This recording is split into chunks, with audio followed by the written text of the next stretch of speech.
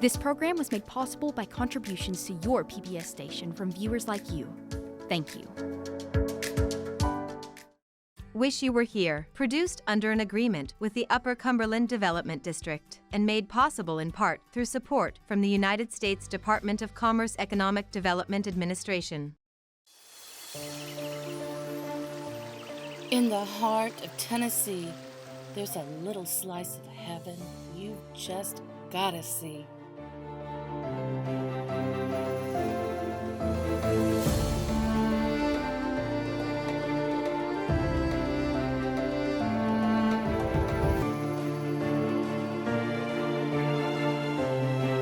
Oh man, wish you were here.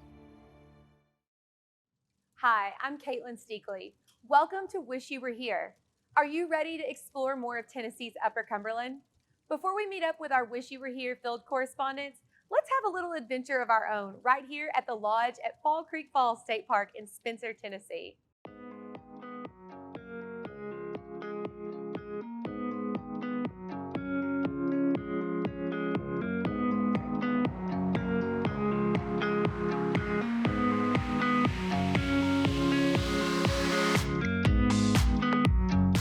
I'm here today at the Fall Creek Falls State Park at the Fall Creek Lodge with Director of Operations, Robert Walling. Thank you, Robert, for having us today. It's a pleasure to have you. Thank you for coming.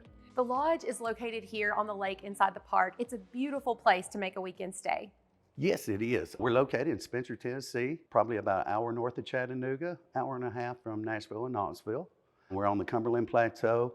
We've got the beautiful Fall Creek Falls Lake sitting right outside from every view of our balconies of all the rooms. Well, that leads me to the question, what accommodations do you offer here at the park? Our 85 rooms are an assortment of rooms from kings to double queens. We have bunk beds for the children, because after a long day of hiking and seeing all the vistas and waterfalls, all you want to do is get a good meal and hit the hay in a comfortable bed. That's absolutely true. Tell me about some of the activities that we can do inside the park while we're visiting the lodge. We have 6 waterfalls located here at the park. Fall Creek Falls, being the namesake, is actually the highest waterfall east of the Rocky Mountains. Oh, wow. We've got a beautiful Cascades, Cane Creek Falls. We've got a golf course. It's got a beautiful dog leg, hole 15. It's a par 72 course. We have the Arbor Trek Canopy Challenge. If you like zip lining and climbing through the trees, we've got that here on premises. We've got over 50 miles of trails for biking and hiking. We've got majestic bald eagles here. If you like birding, you can come here and see the birds, especially the migrant birds that come in between the spring and the fall before they head north and south. All those activities sound like so much fun, and they're not only something that you can do with friends and family, but also maybe your coworkers, or maybe if you're having a large event. Absolutely, Katelyn. The lodge has a conference space which we will host events such as your corporate events, business meetings, weddings, family reunions. We provide on-site catering for those events. We also have many rentable spaces throughout the park for day use. We have a recreation hall, we have pavilions, shelters, anything great for you and the family, loved ones to get together and enjoy a meal. One of the great experiences that you offer your guests here at the lodge is a free complimentary breakfast. That's right, Katelyn. We have a complimentary continental breakfast for all of our lodge guests. They can fill up on pastries, hot cereals, cold cereals, fruit, and after that, take their cup of coffee and walk on our beautiful paved trail from here to Fall Creek Falls and walk all them carbs and calories off. We also have all trails leading to the lodge now. So, like I said, we have over 50 miles of trails for hiking and biking, and you can now get to the lodge from either one of those trails. Well, Robert, thank you so much for telling us all the things that Fall Creek Lodge has to offer. I'm really excited to see the resort. Thank you. I would love to give you a tour.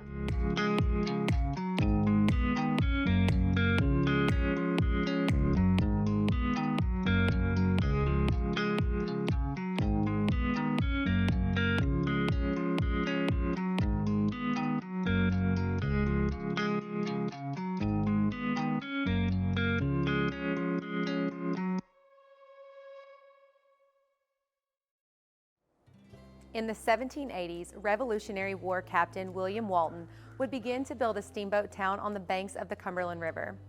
Those historic structures from the Walton days still remain today, and with the vision and dedication of one couple, one structure has been given a second life. Field correspondent Matt Beal visited Ebel's Tavern in Carthage, Tennessee.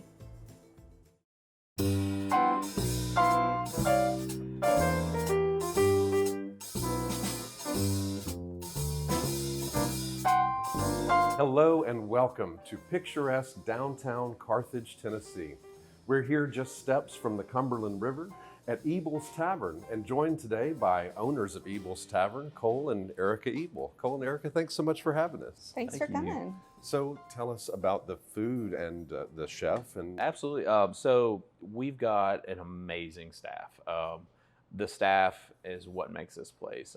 They do everything, and I mean everything. They'll come up with the idea I had that I told them, and they'll make it like 10 times better.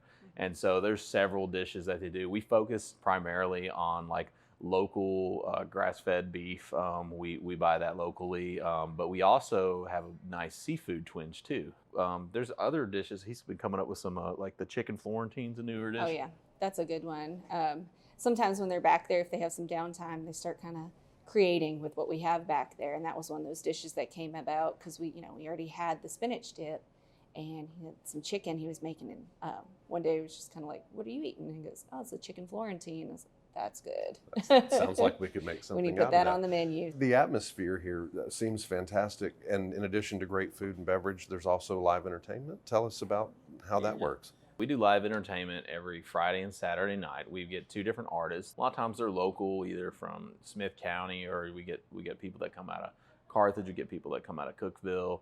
Just great local artists that come out here and play. We are a restaurant, but people sometimes will be like, well, is it a bar? Is it a restaurant? Is it, and you guys all this music, and it's just like, it's really honestly just turned into just a big family. That sounds fantastic. The community aspect's really important to us.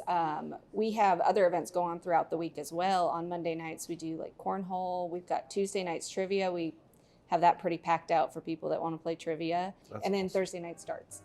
And So, darts on darts Thursday. as Yeah, I well, saw yes. the So we got a pretty well-crafted, big dart league. dartboard covers back there. So are there signature cocktails that you serve here at Ebel, yes. speaking of? Yeah, tell us about that. Our signature cocktail, what we're known for, is the River City Rum Runner. It's at Yes. 7 parts rum, so, and a little bit of pineapple and orange juice in it, and but yeah, 7 parts rum. So it's a pretty strong drink, but it's like being on the beach, being in the Caribbean. People love it. Everybody gets it. It's a cruise in the glass. Yeah, it's basically a cruise in a glass. Yeah. River City Rum Runner. That's a bit of a It's tongue a- twister, and I yeah. think you said sometimes almost a measuring stick. Yeah, Is that right? if you can order it coherently, you're still good to go. But if I can't say River City Rum Runner, Yeah, you I may may want to get slow cut down. off. Get a glass of water. You're good. Gotta say it 5 times real fast. So yeah.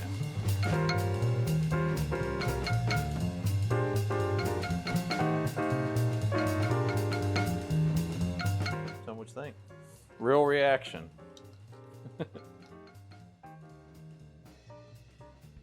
In a word, wow. That is delicious. I feel like I've been transported from River City to the ocean. Yeah, there you go. Cheers, River City Rum Runner. Wow. Thank you so much. No, I think this is going to taste just perfect like it is. Thank you so much. Tell me about what this wonderful thing is. Oh, you got the chicken Florentine there. That is like a creamy spinach dip, mushrooms, Parmesan on chicken breast. It's melt in your mouth good. And then you also have our seared buttered broccoli, which strangely enough, we're pretty famous for around here. People love it. Erica, Cole, thanks again for having us today. We really enjoyed our time. Thank you so much for Thanks coming for out. coming out. And let me encourage all of you to come do the same and visit Ebel's Tavern and become part of the Ebel's Tavern community.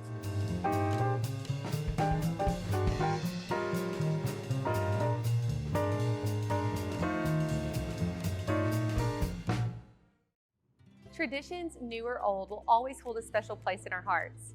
They connect us to our roots and allow us to celebrate generations of family and friends. Field correspondent Shan Stout recently visited the Wildwood Christmas Tree Farm in Woodbury, Tennessee to celebrate one of the most timeless holiday traditions of all, picking out a Christmas tree.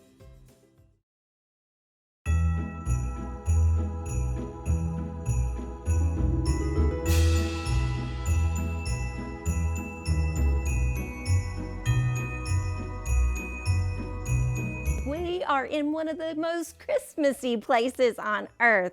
Welcome to Wildwood Christmas Tree Farm in the hills of Woodbury, Tennessee. And I'm here with David and Dawn Gray. Thank you so much for having us today. We're so glad you're here. We're looking forward to today and all the things Christmas. Now, this is a wonderful place and we want you to experience it from start to finish.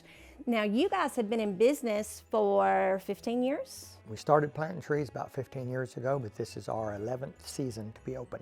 There are so many Christmas tree farms across the state of Tennessee, but what I find fascinating about Wildwood is the variety of trees that you have to offer. Can you tell us a little bit about that and maybe how that got started? When we first started looking at starting a Christmas tree farm, all the other farms that we visited planted primarily white pines. That was the tree of choice around here. But we thought we might be able to grow some other varieties. We were told we could not grow fir trees. It was too hot here. So we tried, we planted a bunch of varieties that they were right. You cannot grow here. We failed on a bunch of them. Live and learn, live and learn. That's right. But we also found many varieties that we could. There are spruces that do really well here, and we've got 4 different kinds of fir trees growing here, which you're not supposed to do. We've got about 10,000 growing that you can choose from and cut your own. We also bring in taller trees from other farms until ours get up that high. So we bring trees in from other farms that are already cut, and they can just So it's just a cash and carry situation. So you can pick your tree, and take it on your way. All right. And then you have a third The way. third option is what we call a ball and burlap. It's a live tree. So rather than cutting it down, we actually dig it up. And you can take it home, put it in your house for Christmas, and then after Christmas, take it out in your yard and plant it. So it's a live tree in your yard and will grow for the next 80, 90 years. Now, Dawn, you are in charge of the sales part of things, and David is the grower. So tell us a little bit about all the wonderful things you have that people can purchase. They can do some shopping, but you have some unique items that maybe some other farms don't have. Yes, ma'am. So we bring all of the items in our gift shop in on consignment. And we find local people who hand make things. We have a gentleman who makes wooden bowls. They are gorgeous. His name is Dean Northcutt, and we've had his bowls displayed. We also have a lady who does clay earrings and ornaments. Her name's Hannah Dunn with I Am the Clay, and we actually commissioned her this year. She did our first Wildwood ornament. It's our 2022 ornament, and we're hoping to do more of that in the years to come.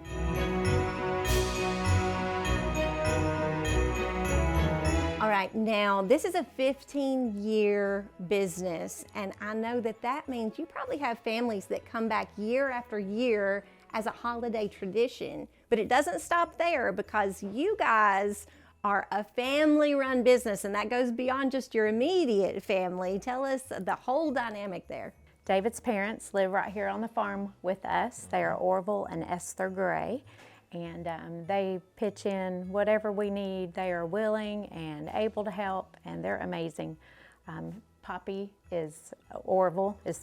Everybody on the farm knows him as Poppy. Oh. When families come back, they're like, "Where's Poppy?" They all want to see Poppy. So, but he does our mowing all through the summertime. Esther helps me with whatever I need. Our kids call her Nanny Boo Boo. So, speaking of kids.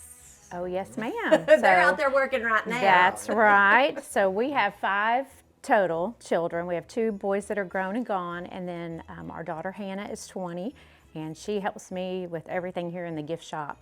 The family as a whole, we plant and fertilize all together throughout the year. We work the farm together, but when it's season time, Hannah and I do most of the gift shop items, and the guys all do the outside. So this truly is a family tradition for everyone involved. That's right. And Dawn, you're gonna let me pick out the perfect Christmas tree? Yes, ma'am. Because I'm a picky customer. I'm looking for the perfect tree.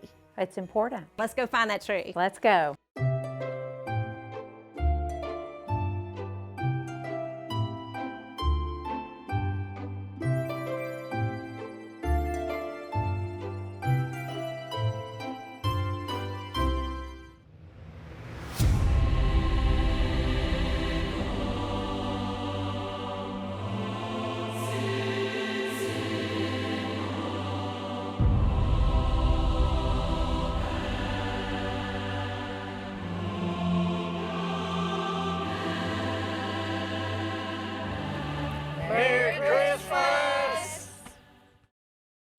This Upper Cumberland institution has been in the business of bringing people together for over 50 years. People say it's not a structure, it's a feeling. A sense of home that is undeniable for new and old patrons alike once you walk through the door at John's Place. Field correspondent Matt Beal recently visited John's in Cookeville, Tennessee to get a world-famous John dog and learn more about its journey to the restaurant it is today.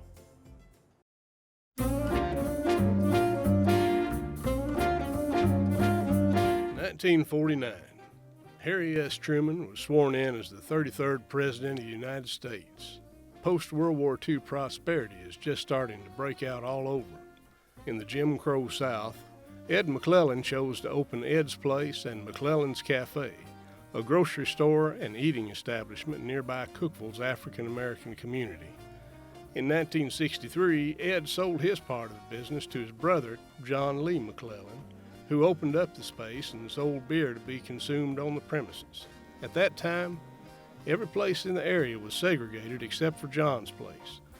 Many white people had their first social interaction with African Americans at John's Place. John's Place became a local favorite. So can you still drop in for a drink and one of their delicious John dogs at John's Place? What do you think?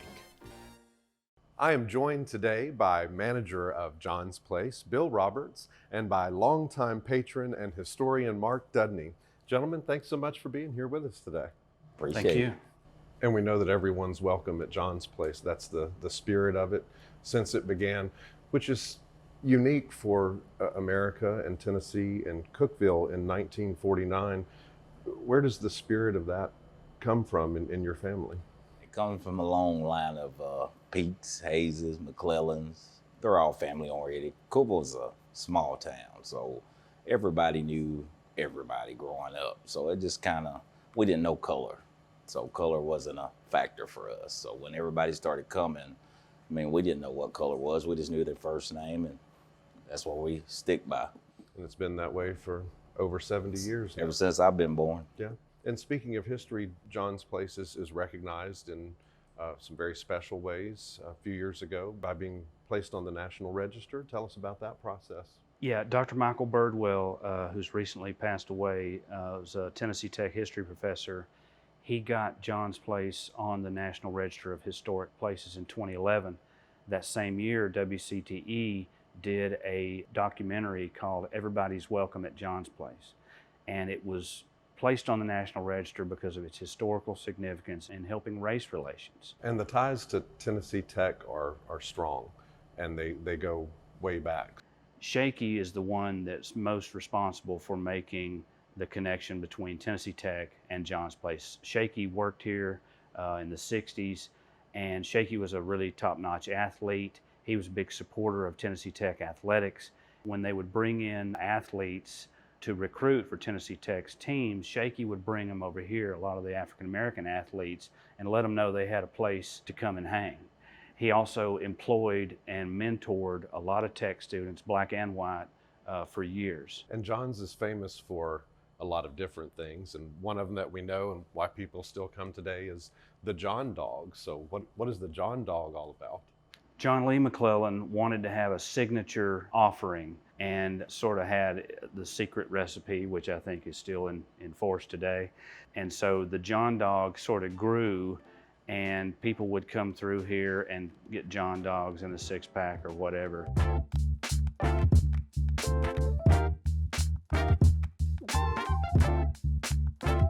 There are a lot of community service oriented events, but there's also a lot of fun and entertainment that happens here. Talk to us about what we can expect. We try to do something every day of the week, but on weekends we usually have, maybe live music on a Friday, live DJ on a Saturday. We usually run a little karaoke on Thursdays, and specials during the week. Just depends. We have open mic nights some nights. So we usually post a lot on Facebook.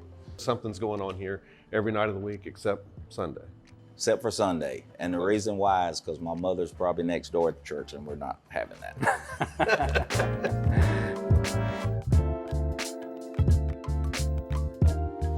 Since 1949, one Cookeville institution set the precedent for inclusion for generations to come in the Upper Cumberland.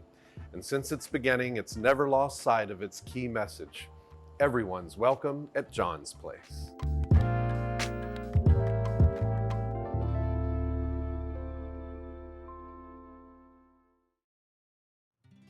Music for the heart, food for the soul is the anthem that rings true for this Upper Cumberland cafe. Recently, field correspondent Matt Beal visited Gibson's Cafe right on the historic Lafayette Town Square for some great company and a slice of excellent carrot cake.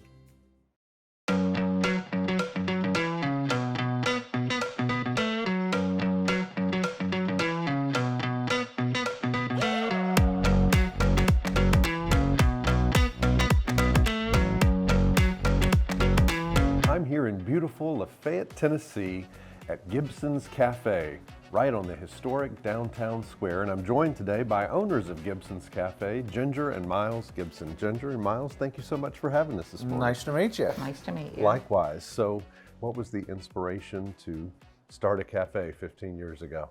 Well, we both retired from Southwest Florida. We came up here to be with family, and we had rentals. And I was sitting outside on the bench, and I couldn't get a cup of tea or coffee. And I said, I'm going to open a coffee shop.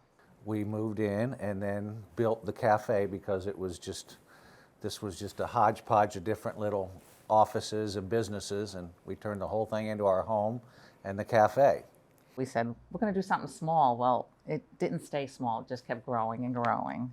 And I know you have gourmet sandwiches and great hamburgers, and then there are also daily specials. Tell us something about the food here. We make everything from scratch. You know, our soups are homemade, our chilies are homemade, our desserts are homemade. So, and we try to do something different every day. And we go with the weather too. So like in the summertime, we'll do a chicken salad fruit plate. You know, more in the winter, we'll do more comfort food like stews and chilies. So, and we're famous for our desserts. We sell a ton of desserts. Right now, we probably got, just this week alone, 25 carrot cakes going out. I understand there have been famous people and faces who have been here through the years, and you've had the opportunity to meet. Tell us about some of those names and faces. Well, we've had Joe Bonzo from the Oak Ridge Boys come through, and he would come in for breakfast and lunch and bring his family in. And he has a farm in Macon County, not far from here, so he comes to visit once in a while, and we're glad to see him when he does. And then we've had the Bellamy brothers come through, and our good friend Bucky Covington comes quite a bit. From American Idol American fame, Idol, right? yeah. Okay. Yeah. He's a good friend of ours, and I played music with his brother. And we've had Dr. Ralph Stanley come through for lunch. And of course, he's passed now, but he was a pleasure to have. So we've enjoyed a lot of different characters coming through. And this is a great place to come and get breakfast and lunch. And then there's lots to see here in Lafayette and Macon County and some of the natural things around us. Tell us where I could go and explore. It's very beautiful around here in Macon County. There's beautiful scenery, and we are on the Cumberland Plateau. And if you go south of town, it drops off dramatically. And it's very pretty south of town here. And a lot of people are moving here, and mainly because it's so beautiful and it's such a good place to live. Natural beauty and good folks. That's right. What more can you want? It's very peaceful. Yes. People live to be an older age here because there's no stress level. It's not fast paced. Outside of the cakes you have to get out. Yes. Yeah. And I understand you might be making a carrot cake Yes, that I we're lucky have to. enough to Yes. check out and help with today. Yes. Awesome.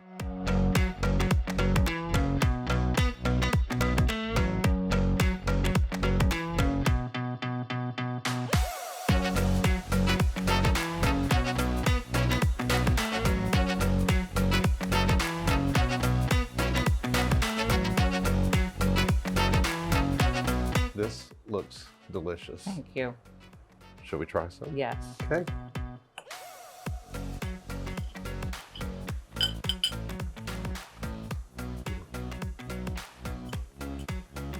Oh, that's so good. Thank you. It's so moist Yes, thank you. and delicious. I don't know what a piece of this sells for, Ginger, but I don't think I have my wallet with me. What can I do to repay you for this delicious cake? Well, the kids did all the dishes, so the only thing I can think of is you can play us a song on our piano. We just got it fixed by the piano man. So sing for my supper. Absolutely. That sounds fair. Awesome.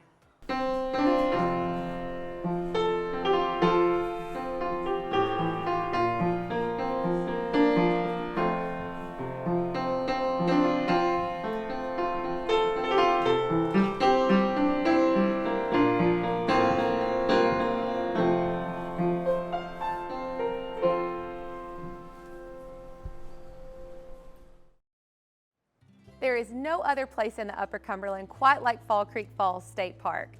Satisfy your longing for adventure and come stay a weekend here at the lodge. Whether you decide to stay for the endless views of waterfalls and wildlife, or you're just looking to unplug, this nature getaway is one you are not going to want to miss. Join us next time for more Upper Cumberland adventures in Tennessee. Don't you wish you were here?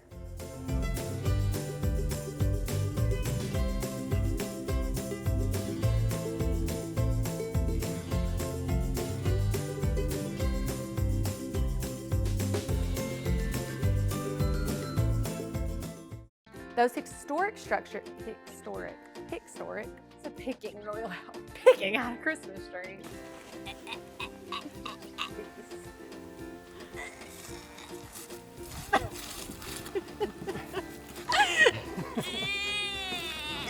How heavy?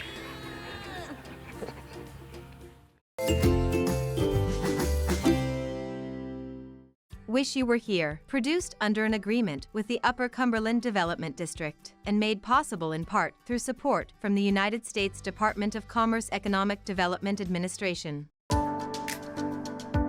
This program was made possible by contributions to your PBS station from viewers like you. Thank you.